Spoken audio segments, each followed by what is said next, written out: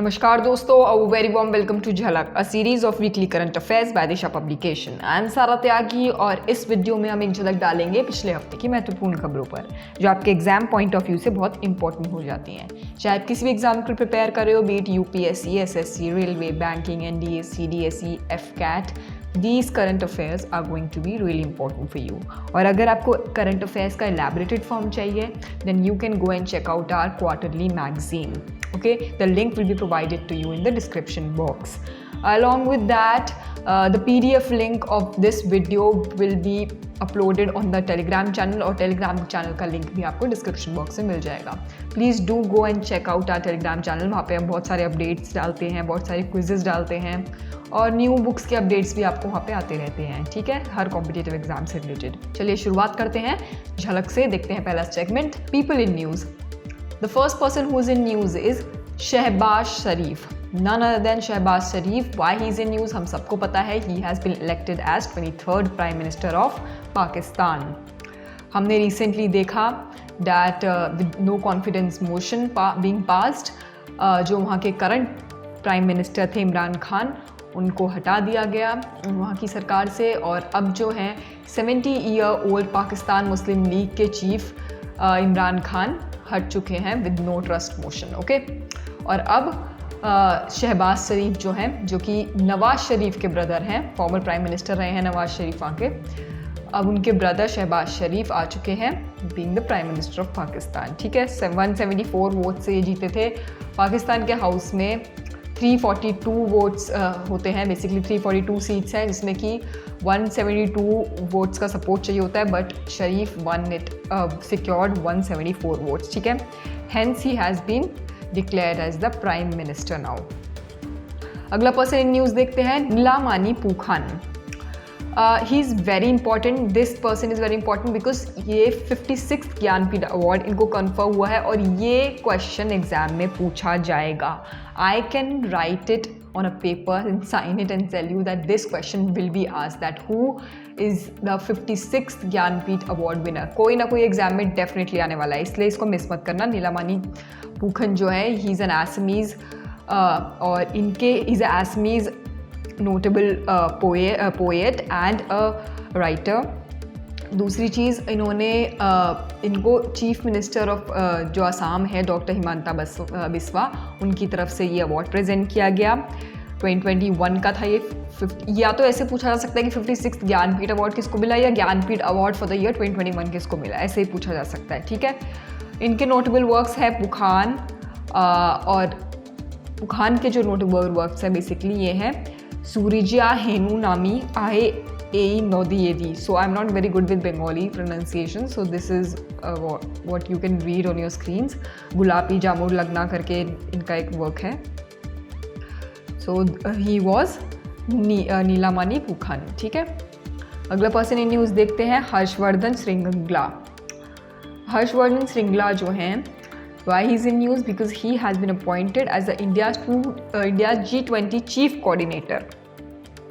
और ये जो अपॉइंटमेंट है ये इम्पॉर्टेंट इसलिए है, सिग्निफिकेंट इसलिए है बिकॉज G20 की जो प्रेसिडेंसी है वो दिसंबर 2022 में इंडिया के पास आ जाएगी from Indonesia. Currently it is with Indonesia, और उसके बाद 2022 दिसंबर में ये 2023 के लिए इंडिया के पास आ जाएगी और India will host G20 leaders summit for the first time in 2023। Very important question पूछा जा सकता है एग्जाम में, कब होस्ट करेगा? 2023 में G20 leaders summit India host करेगा। ठीक है, और G20 लीडर्स समिट जो बाली में होने वाला है अभी, वो भी आपको याद रखना है। 17 समिट होगा इंडोनेशिया में, बाली में, ऑन द नवंबर 15-16, 2022। सो 2022 का जो समिट है वो बाली में होगा इंडोनेशिया में, और 2023 का इंडिया में होगा। ये आपको इतना याद रखना है। ठीक है, और इसकी थीम है recover together recover stronger. Recover means recovering from pandemic.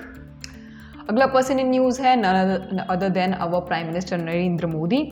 Y he is in news because he has not currently been, but अभी इनको ऑनर किया जाएगा with first Lata Dinanath Mangeshkar award. कौन है ये लता दीनानाथ मंगेशकर? ये आपको नाम से पता चल रहा होगा।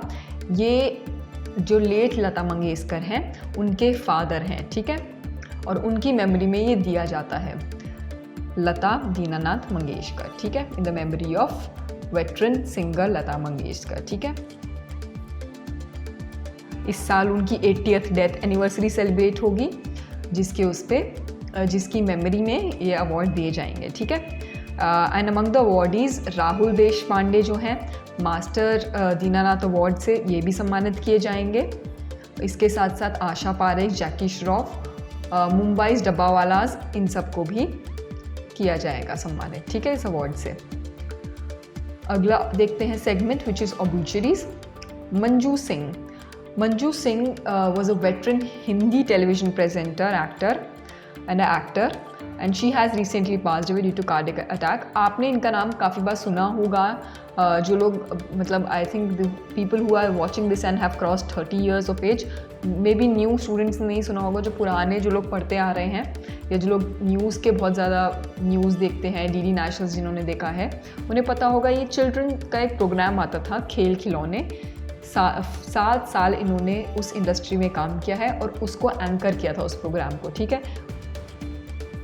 She started her career as a television producer in 1983 with the show theme, first sponsored show on the Indian television। जो first sponsored show था, show theme करके 1983 में उनसे करियर स्टार्ट किया था। 1984 में एक कहानी अब प्राइम टाइम सीरीज़ आई थी, उसमें भी इन्होंने पार्टिसिपेट किया था, ठीक है। अगला सेगमेंट देखते हैं, इम्पॉर्टेंट डेज। समाथुवा नाल equality day. Now this day is important because अभी ये रिसेंटली अनाउंस हुआ है। कहाँ से अनाउंस किया है, किसने अनाउंस किया, देखते हैं।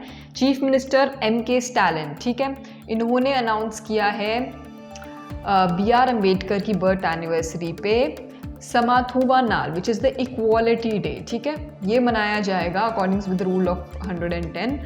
और जैसे कि पहले भी हुआ है कि पेरियार की बर्थडे पे ये सोशल जस्टिस डे बनाते थे, और अब जो है ये B.R. अम्बेडकर जी की बर्थ एनिवर्सरी पे इक्वालिटी डे बनाएंगे, समाथुवा नाला जिसे बोलते हैं ये लोग, ठीक है। तमिलनाडु के चीफ मिनिस्टर हैं M.K. स्टैलिन, आप सभी को पता भी होगा, ठीक है। तो तमिलनाडु की गवर्नमेंट ने ये प्लान किया है और ये अम्बेडकर के ऊपर काफ़ी सारी बुक्स भी पब्लिश करेंगे, इतना आपको याद रखना है। अगला डे देखते हैं, save the elephant day. 16th of April को ऑब्जर्व होता है ये, और ये अवेयरनेस है, अवेयरनेस रेज करता है towards the dangers of elephant and dangers they are facing. जैसे कि उनका जो एलिफेंट ट्रंक्स होते हैं उन सब का एक बहुत इलीगल इंपोर्ट एक्सपोर्ट होता है, इलीगल ट्रेडिंग होती है। सो उसको रोकने के लिए, एनिमल वाइल्ड लाइफ को प्रोटेक्ट करने के लिए ये डे अवेयरनेस के तौर पे मनाया जाता है, ठीक है। और मैं इतना ही बता दूं, according to WWF data, at present population of pachyderms in India is around 20,000 to 25,000, okay. ये आपको पूछा जा सकता है किसी एग्जाम में से स्टेटमेंट देके। अगला डे देखते हैं, Himachal Pradesh statehood day. 15th of April को ये ऑब्जर्व होता है, जिसमें कि हिमाचल प्रदेश जो है 15th of April को इन द 1971 ये फुल फ्लेजेड 1948 को it was created as a province of India. 15th April 1948। 71 में हिमाचल प्रदेश को 18th स्टेट का वो मिला था with Shimla as its capital, और उसके बाद in 1948 Himachal Pradesh was created as a province of India. तो इतना आपको याद रखना है, ठीक है। 4 डिस्ट्रिक्ट्स हैं, Mandi, Chamba, Mussoorie, Sirmaur. They were integrated with over 2 dozen princely states leading to formation of union territory in 1948। 1948 में यूनियन टेरिटरी बनी थी, इतना भी आपको याद रखना है, ठीक है। The day it is marked with grand parade in the capital city of, मतलब एक परेड निकाली जाती है शिमला में, और लोकल इवेंट्स भी ऑर्गेनाइज होते हैं जगह जगह पर। अगला डे देखते हैं, 103 years ऑफ जलियांवाला बाग मैसेक्रे। और 13th of April हम सभी को पता है दिस डेट, 13th April 1919। बहुत एग्जाम्स में बहुत बार पूछा भी गया है कि what is the date of Jallianwala Bagh massacre. ये हो है 13th April 1919, ठीक है, अमृतसर में जो मैसेक्रे हुआ। और इसकी 133rd एनिवर्सरी इस बार मनाई जा रही है। इसके बारे में थोड़ी सी हमने इन्फॉर्मेशन भी दी है, यू कैन रीड इट। अगला डे देखते हैं, इंटरनेशनल टर्बन डे।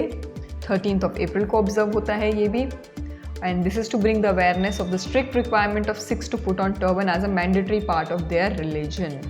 ठीक है, टर्बन को दस्तार, पगड़ी या पग भी बोलते हैं।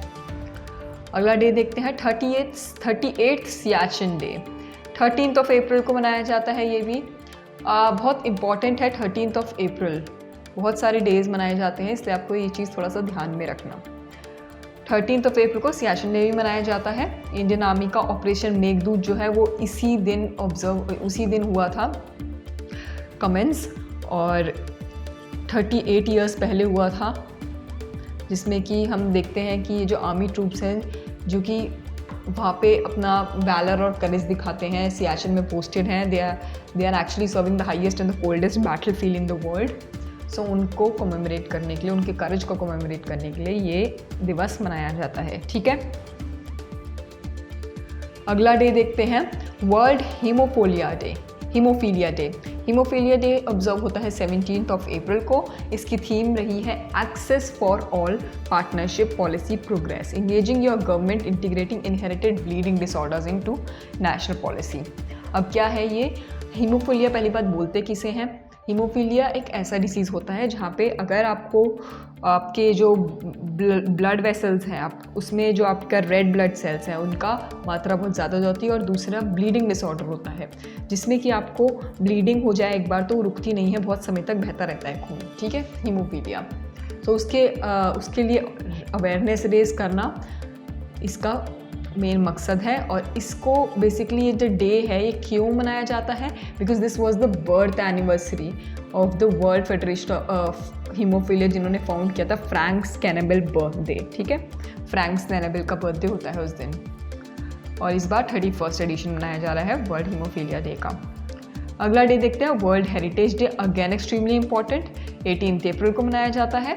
हेरिटेज इन क्लाइमेट इस बार इसकी थीम रही है, ये पूछा जा सकता है, हेरिटेज एंड क्लाइमेट। ठीक है, ये एफर्ट्स को जो भी ये रिकॉग्नाइज करता है efforts towards the human heritage. ठीक है, मॉन्यूमेंट्स एंड एशियन बिल्डिंग्स जो है हमारी जो एसेट है ऑफ द वर्ल्ड, उनका हमारा अलग अलग नेशंस में जो रिच हेरिटेज है उसी को कमेमोरेट करता है वर्ल्ड हेरिटेज डे। आप मुझे कमेंट सेक्शन में बताना करंटली इंडिया में कितनी वर्ल्ड हेरिटेज साइट्स हैं। अगला सेगमेंट की तरफ बढ़ते हैं, which is sports segment. First Khelo India national ranking women's archery tournament, this was held in Jamshedpur, Jharkhand. Okay, और SAI की तरफ से, sports authority of India SAI की तरफ से ये अप्रूव हुआ है। 75 lakh to host Khelo India national ranking women's archery tournaments over 6 phases. तो ये शुरुआत हो चुकी है इसकी, और इस 6 फेजेस में होगा। इसका फर्स्ट फेज हुआ था 12th to 13th of April को झारखंड में। अगली न्यूज़ देखते हैं, Australia's Victoria to host 2026 Commonwealth Games, extremely important from the exam perspective. कहाँ पे होंगे? ऑस्ट्रेलिया का शहर विक्टोरिया में होंगे 2026 के कॉमनवेल्थ गेम्स, इतना आपको याद रखना है। ठीक है, इसके साथ साथ जो वहाँ के रीजनल सेंटर्स हैं और टाउन्स हैं जैसे कि मेलबॉर्न, गीलोंग, बेंडिगो, बैलरैट, गिप्सलैंड, वहाँ पे भी जो एथलेटिक विलेजेस हैं वो डेवलप होंगी। ठीक है, आप मुझे एक और चीज़ बताना कमेंट सेक्शन में कि इंडिया में कॉमनवेल्थ गेम्स कौन से साल में हुए थे। अगली न्यूज़ की तरफ बढ़ते हैं, which is India will host street cricket child cricket world cup in 2023। ये भी बहुत इंपॉर्टेंट है, पूछा जाएगा एग्जाम में, definitely I can say this. Street child cricket world cup 2023, ठीक है, 2023 में होगा, और 22 टीम्स जो है इसमें पार्टिसिपेट करेंगी फ्रॉम 16 कंट्रीज़, और मैंने बताया 16 कंट्रीज़ की टीम इसमें पार्टिसिपेट करेंगी जैसे कि। ठीक है, 2023 में होगा, इतना आपको याद रखना है। अगली न्यूज़ देखते हैं, Odisha CM unveils logo of 2023 men's hockey world cup. 2023 में मेंस हॉकी वर्ल्ड कप भी होने वाला है। सो 2023 will be very important for India. हमने 3 चीज़ें देखी। पहली हमने देखी कि ठीक है, G20 का जो समिट है, लीडर्स समिट, वो होगा इंडिया में। दूसरा, 2023 में ये आपका street child cricket world cup भी होगा, 2023 में मेंस हॉकी वर्ल्ड कप भी है। सो ये चीज़ें याद रखनी है, क्योंकि अब इस साल के जो एग्जाम्स में इनमें पूछा जा सकता है। ओडिशा के चीफ मिनिस्टर जो है Naveen Patnaik, he has unveiled the logo for 2023 hockey India men's hockey world cup Kalinga stadium में भुवनेश्वर में, ठीक है, कितना आपको याद रखना है। और कब से कब तक होने वाला है ये? जनवरी 13 से 29 जनवरी 2023 में होने वाला है। चलिए बढ़ते हैं नेशनल न्यूज़ की तरफ। DRDO conduct successful flight test of anti tank guided missiles Helina. Okay, DRDO की जो टीम है उसने इंडियन एयरफोर्स और इंडियन आर्मी के साथ मिलकर एक सक्सेसफुल टेस्ट किया है इस मिसाइल का, जिसका नाम है Helina, at the high altitude ranges. किसके द्वारा टेस्ट किया गया है? एडवांस लाइट हेलीकॉप्टर, ALH जिसे बोलते हैं, LH ध्रुव, उसके द्वारा किया गया है पोखरान डेजर्ट रेंजेस में ऑफ राजस्थान। और हमें ये भी जानना ज़रूरी है कि Hailea is the most advance anti tank weapons in the world and the missile has maximum range of 7 kilometres, ठीक है। और किसके द्वारा डेवलप हुई है? DRDO के द्वारा, ये आपको याद रखना है, ठीक है। अगला न्यूज़ देखते हैं। कदम। कदम क्या है? India's first indigenous polycentric prosthetic knee है ये। पहली बार ऐसा हुआ है, डेवलप हुई है, रिसर्चर्स ऑफ IIT मद्रास उन लोगों ने डेवलप की है ये, और फर्स्ट पॉलीसेंट्रिक प्रोस्थेटिक नी है, जिससे कि बहुत ज़्यादा प्रोग्रेस हो जाएगा, बहुत ज़्यादा हेल्प हो जाएगी, ठीक है, बिकॉज ये टोटली मेड इन इंडिया है। बिकॉज दीज प्रोस्थेटिक नीज जो है ये बहुत ज़्यादा एक्सपेंसिव होती हैं, सब लोग इन्हें नहीं अफोर्ड कर पाते हैं, but this being develop under the made in India campaign, तो अब काफ़ी लोग इन्हें खरीद पाएंगे and they will be able to use them, ठीक है, और उनके लिए काफ़ी ईजी हो जाएगा। अगली न्यूज़ देखते हैं। IISc conducted study found microplastics in Kaveri river. This is a issue because microplastic, जैसा आप अपनी स्क्रीन पे देख रहे हो, ऐसे इस फिंगर पे ही छोटे छोटे ऐसे माइक्रोप्लास्टिक्स बोलते हैं इन्हें, जो प्लास्टिक के कण होते हैं, ये मिले हैं कावेरी में। और इसकी वजह से क्या हुआ है? एबनॉर्मेलिटीज़ एंड स्केलेटन डिफॉर्मिटीज़ हुई हैं फिश में। जो मरीन लाइफ है वो इम्पैक्ट हो रही है कावेरी की, ठीक है। उसके बाद इन्होंने जेब्रा फिश का एम्ब्रॉय भी देखा था। जेब्रा फिश के एम्ब्रॉय और में डिस्कवर किया इन्होंने लैब में दैट उनका भी स्केलेटन और ग्रोथ मैल फंक्शंस हो रहा है, और उनकी हार्ट रेट जो है वो लो हो रहा है, उनकी लाइफ स्पैन कम होती जा रही है, और उनका DNA डैमेज हो रहा है, ठीक है। सो ऐसा बहुत सारे फिशेस पे इन्होंने रिसर्चेस की हैं। So if it is damaging the marine health, then ये मतलब हम देखते हैं कि पूरे साउदर्न इंडिया के स्टेट्स में हम देखते हैं कि कावेरी का वाटर पहुंचता है, तो how impactful, how dangerous it is for the humans also, ठीक है। So here is a message that please do not litre plastic and avoid using plastic products and avoid using plastics in your packaging also. Use a cloth bag in every day. Essentials. अगली news देखते हैं। Assamese new year 2022 Rongali Bohag Bihu festival बोलते हैं इसे, बोहग बिहू या Rongali Bihu. This is one of the biggest festivals of Assam, और second week of April में ये सेलिब्रेट होता है।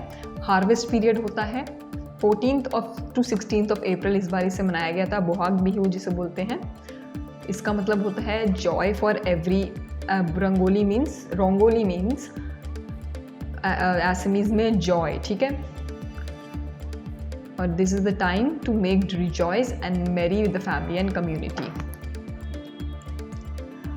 अगली न्यूज़ देखते हैं। Manipur to host the highest India national flag at INA complex. Manipur के chief minister N Biren Singh he has announced that 165 foot high Indian national flag which is the tallest in the north eastern states, वो host होगा Indian national army. INA के headquarters हैं कहाँ पे? मोरेंग में। मोरेंग जो कि मणिपुर की बिष्णुपुर डिस्ट्रिक्ट में है, वहाँ पे 165 foot high international flag host करेंगे ये लोग, ठीक है। अब बढ़ते हैं इंटरनेशनल न्यूज़ की तरफ। 4th US India 2+2 ministerial dialogue recently हुआ था थ्रू द ऑनलाइन मोड। बाकी इसमें हम सबको पता है कि 2+2 डायलॉग्स में जो है बात होती है 2+2 विच is the 4 ministers of both the countries, 2 from the India and 2 from the other country which is the ally country. Similarly जैसे इस बार US के साथ हो रहा है, तो इंडिया के एक्सटर्नल अफेयर्स मिनिस्टर और defence minister who is Mr. S. J. Shankar and Mr. Rajnath Singh, और अमेरिकन काउंटर पार्ट्स जो हैं इनके, the secretary of state Anthony Blinken और सेक्रेटरी ऑफ डिफेंस, मतलब यहाँ के defence minister external affairs minister, वहाँ के defence minister external affairs minister, वहाँ के जो डिफेंस सेक्रेटरी ऑफ डिफेंस है लियोड ऑस्टिन, इन 4 लोगों ने they met virtually and 2+2 dialogue किया। क्यों होता है 2+2 dialogue? This is basically to enable partners to gain better understanding on the security and strategic issues। ठीक है, एक डायलॉग प्रोवाइड करना। बाकी तो हम सभी को पता है कि स्ट्रैटेजिक कंसर्न्स होते हैं, सेंसिटिविटीज़ होती हैं, पॉलिटिकल फैक्टर्स होते हैं, बहुत सारी चीज़ें होती हैं जिसमें कि एक स्ट्रैटेजिक रिलेशनशिप ये लोग बनाते हैं in the changing global environment. So उसी के लिए ये कंडक्ट की जाती हैं 2+2 मीट्स। ठीक है, इतना आपको याद रखना है। अगली न्यूज़ की तरफ बढ़ते हैं। Ecuador becomes first country to give legal rights to wild animals. Ecuador जो है, ये पूछा जाएगा कि कौन सी कंट्री है जो फर्स्ट कंट्री बनी है to give legal rights to wild animals. कौन सी कंट्री है? इक्वाडोर। ठीक है, Ecuador is a South American country और फर्स्ट कंट्री है ये to provide legal rights to wild animals. अब यहाँ पे क्या हुआ था बेसिकली, जो एक पेट था इनका, एक लेडी थी जिनका एक पेट था जो कि एक मंकी था जिनका नाम था एस्ट्रेलिटा। ठीक है, एस्ट्रेलिटा को क्या हुआ, इन्होंने पेट किया और उसके बाद जू वाले आए और उसको पकड़ कर ले गए, जिसमें कि at a very young age. तो उसका जो नेचुरल हैबिटेट था उसको रिमूव कर दिया अपने नेचुरल हैबिटेट से, उसको जू में छोड़ दिया। ठीक है, सो उससे क्या, जो उसकी ओनर थी उन्होंने बोला कि this has violated her rights and it has been violated by the government. So उन्होंने एक हैबियस कॉर्पस फॉर्म किया, केस डाला और उसके बाद वहाँ की जो कंट्री है they pass this law that all the wild animals they will be given legal rights. ठीक है, and they will be protected by the rights of the nature. इतना आपको याद रखना है। ठीक है, अगला सेगमेंट देखते हैं बुक्स एंड ऑथर्स का, which is also the last segment for the day. The important book for this week is book Hear Yourself. Hear Yourself किसकी बुक है? प्रेम रावत की बुक है। He is a Indian author. इस time बहुत ज़्यादा ये best seller चल रही है इनफैक्ट, एंड 58 कंट्रीज़ में अवेलेबल है in 5 languages. So you should also read this book because this helps in understanding your own potential. ठीक है, and it helps you to find peace in a noisy world. Noisy world में हम लोग रह रहे हैं आजकल, हम लोग देखते हैं कितना कॉम्पिटिशन है in preparing for exams also. So to find your own peace in all of this process, इसके ऊपर एक किताब है। And he has also advised the audience that they will have more wisdom for themselves when they will themselves than they perceive, and this book will help them develop their better self-understanding. So self-understanding अगर आपको develop करनी है तो do give this book a try. Hear Yourself, because मैं तो इसको order करने वाली हूँ। ठीक है, so that was it for the week. I hope you're enjoying this series, and if you are, please do like, share and subscribe. जो भी सब करते हैं please do it. Please share it with your friends, family, knowledge को बांटें और have a good week ahead. धन्यवाद।